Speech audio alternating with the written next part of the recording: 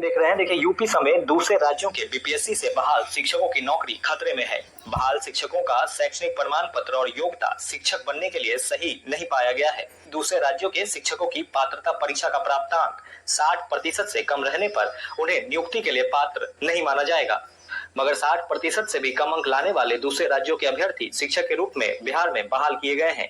बता दें कि इसके लिए शिक्षकों से पहले स्पष्टीकरण मांगा गया था, पर कोई जवाब नहीं दिया गया। अब शिक्षा विभाग के जिला कार्यक्रम पदाधिकारी स्थापना ने शिक्षकों को पत्र भेजकर स्पष्टीकरण मांगा है। शिक्षकों को स्पष्टीकरण में यह जानकारी दी गई है कि बिहार में किसी भी प्रकार का आरक्षण का लाभ सिर्फ बिहार के मूल निवासियों को ही मिलेगा। वहीं दूसरे राज्यों के अभ्यर्थियों को शिक्षक पात्रता परीक्षा में उत्तीर्णांक के लिए 5% की छूट भी नहीं दी जाएगी। विभाग ने दूसरे राज्यों के बहाल शिक्षकों को पत्र देकर यह बताया है कि शिक्षक पात्रता परीक्षा का प्राप्तांक 60% से कम होने पर उनकी बहाली को निरस्त कर दिया जाएगा। इसके साथ ही उन्हें शिक्षक पद के लिए अयोग्य घोषित किया जाएगा। इस मामले में डीपीओ स्थापना ने शिक्षकों को पत्र भेजकर 3 दिनों के अंदर जवाब मांगा है कि पत्र को रद्द कर दिया जाए। बता दें कि 3 दिनों के अंदर जवाब नहीं देने पर यह समझा जाएगा कि उन्हें जवाब में कुछ नहीं कहना है।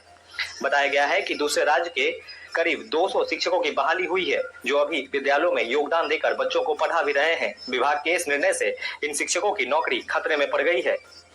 वहीं बिहार विद्यालय अध्यापक संघ के प्रदेश अध्यक्ष अमित विक्रम ने बताया कि उन्होंने बीपीएससी के चेयरमैन व सचिव को पत्र लिखकर अन्य राज्य के अयोग्य शिक्षकों का रिजल्ट निरस्त करते हुए सप्लीमेंट्री रिजल्ट जारी करने की मांग की है। बीपीएससी द्वारा जो शिक्षक भर्ती परीक्षा ली गई, उसमें आरक्षण के नियमों की सरेआम अनदेखी की गई। एक तरह से ये बहुत बड़ा गड़बड़ घोटाला कर दिया गया। बिहार की महिलाओं के लिए 50% सीटें वर्टिकली आरक्षित थी, यानी कि सभी कोटि की 50% सीटों पर केवल बिहार की महिलाओं का अधिकार था।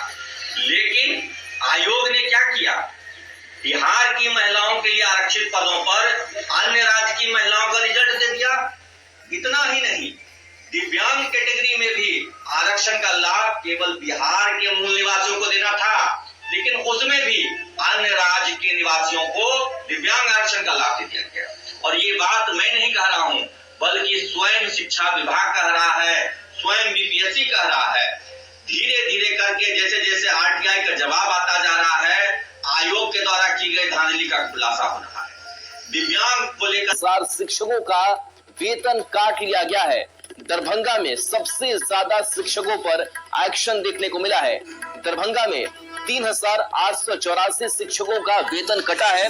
तो नालंदा की बात करें तो यहाँ 3000 शिक्षकों का वेतन कटा है। सबसे कम शिवहर में 57 शिक्षकों का वेतन कटा है। 16 मई तक का यह आंकड़ा बता रहा है कि कितने शिक्षकों का वेतन कटा है। शिक्षा विभाग ने इसको लेकर के आंकड़ा जारी किया है।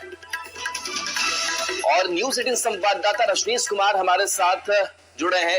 रजनीश, बड़ा एक्शन देखने को मिला है, शिक्षकों का वेतन भी कटा है और जिस कार्रवाई की बात कही जा रही थी वो कार्रवाई हुई भी है। क्या है पूरी खबर?